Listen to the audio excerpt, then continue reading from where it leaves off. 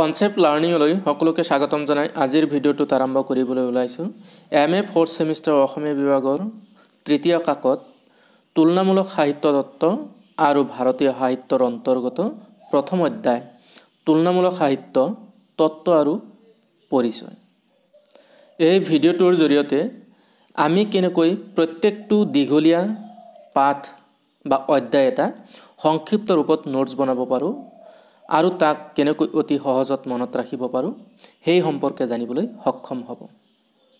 পাঠটো সম্পূৰ্ণকৈ পঢ়ি ল'ব আৰু তাৰে মূল কথাখিনি এইদৰে সংক্ষিপ্ত ৰূপত লিখি ল'ব পাৰে।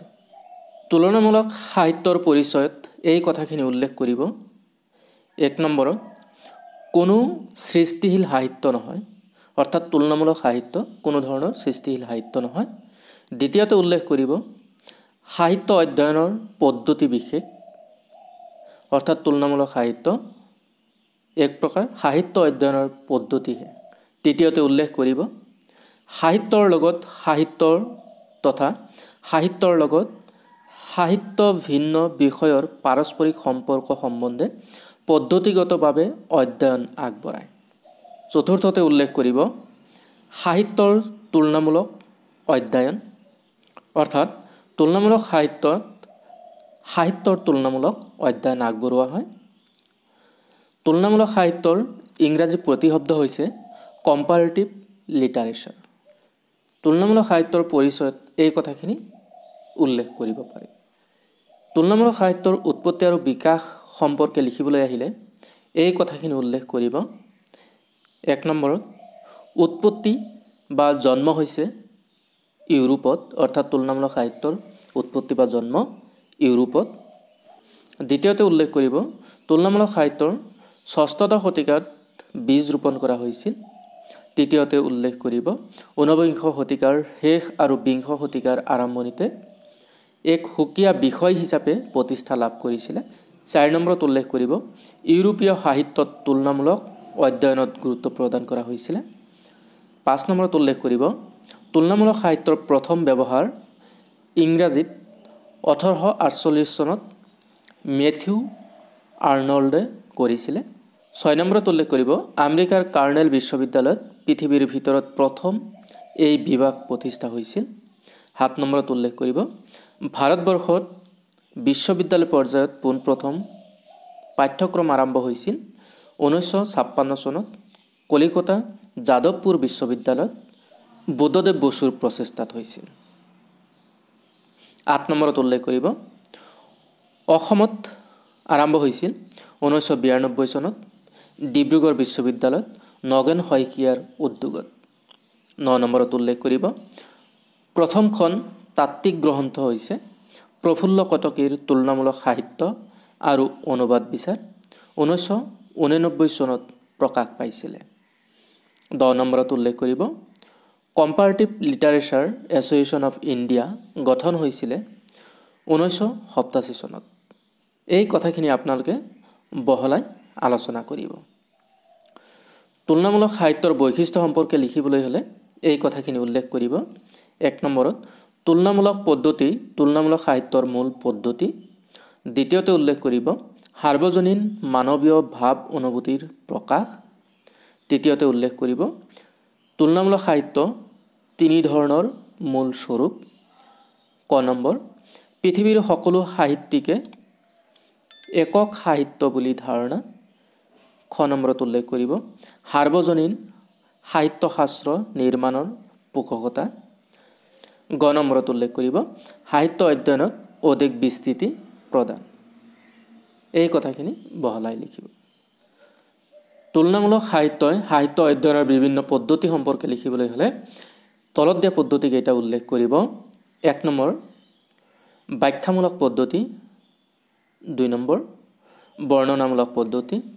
তৃতীয় পৰিচয়মূলক পদ্ধতি। চতুৰ্থত উল্লেখ কৰিব বিশ্লেষণমূলক পদ্ধতি। 5 নম্বৰত উল্লেখ কৰিব মূল্যাংকনমূলক পদ্ধতি। ইয়াতে আপোনালোকে এই পদ্ধতিকেইটা বহলাই লিখিব। যেনেকৈ ব্যাখ্যামূলক পদ্ধতি কাক কয় বা কেনেকুৱা ধৰণৰ তাৰে উদাহৰণ সহকাৰে বৰ্ণনা কৰিব। বৰ্ণনামূলক পদ্ধতি কাক কয় বা কেনেকুৱা ধৰণৰ সেই সম্পৰ্কে বহলাই লিখিব। তুলনামূলক সাহিত্য অধ্যয়নৰ পদ্ধতি সম্পৰ্কে লিখিবলৈ হ'লে এই পদ্ধতিকেইটা উল্লেখ কৰিব। 1 নম্বৰত সাদৃশ্য সম্বন্ধাত্মক পদ্ধতি, সাদৃশ্যমূলক বা বৈষম্যমূলক আলোচনা কৰা ই এটা পদ্ধতি, যেনে অসমীয়া আৰু ৰাজস্থানী সাধুকথা। দ্বিতীয়তে উল্লেখ কৰিব পৰম্পৰা অধ্যয়ন পদ্ধতি।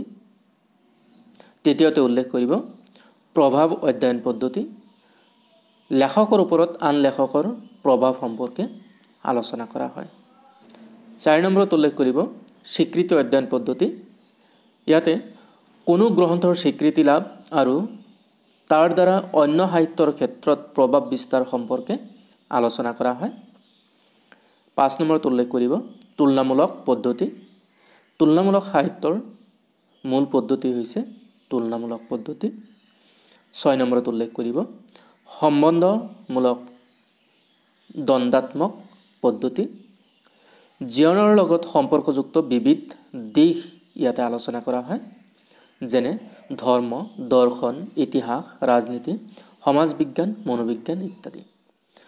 সাহিত্যিকৰ সাহিত্য কৰ্ম তথা সাহিত্যৰ মাজত সাদৃশ্যৰ কাৰণ সম্পৰ্কে লিখিবলৈ হ'লে এই কথাখিনি উল্লেখ কৰিব। 1 নম্বৰত এজনৰ দ্বাৰা আন এজন প্ৰভাৱিত হোৱা, অৰ্থাৎ এজন সাহিত্যিকৰ দ্বাৰা আন এজন সাহিত্যিক প্ৰভাৱিত হোৱা দেখা যায়। দ্বিতীয়তে উল্লেখ কৰিব একে ধৰণৰ এক বা একাধিক বিষয় বা উপাদানৰ দ্বাৰাই প্ৰভাৱিত হোৱা।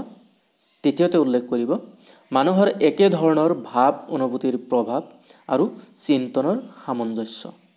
এই কথাখিনি বহলাই উল্লেখ কৰিব।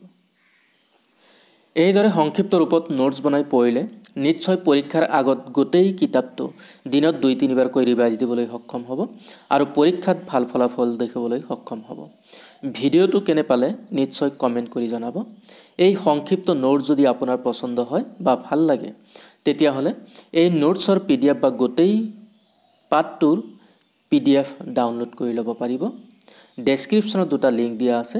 এটা লিংকৰ জৰিয়তে কেৱল এইটো অধ্যায় ডাউনলোড কৰি ল'ব পাৰিব, আন এটা লিংকৰ জৰিয়তে সম্পূৰ্ণ তুলনামূলক সাহিত্য তত্ত্ব আৰু ভাৰতীয় সাহিত্য এই বিষয়টোৰ নোটছৰ PDF ডাউনলোড কৰি ল'ব পাৰিব।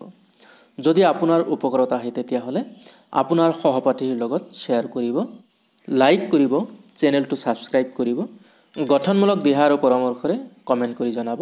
পিছৰ খণ্ডসমূহ চাবলৈ নাপাহৰিব। আজিলৈ সামৰিছোঁ। ধন্যবাদ।